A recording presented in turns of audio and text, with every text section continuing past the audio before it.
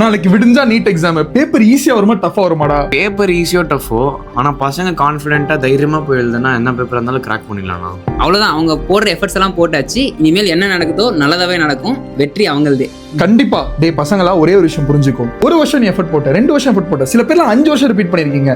இந்த ஒரு நாள் உன் வாழ்க்கை டிசைட் பண்ண போகுது. பயப்படாத. பேப்பர் ஈஸியா வருதோ டஃபா வருதோ, டஃபா வந்தா எல்லாருக்குமே டஃப் தான், ஈஸியா வந்தா எல்லாருக்குமே ஈஸி தான். டஃபா வந்தா தயவு செஞ்சு பேனிக் ஆகாம ஈஸியான கொஸ்டினை கண்டுபிடிச்சு ஈஸியான கொஸ்டினை சால்வ் பண்ண பாரு.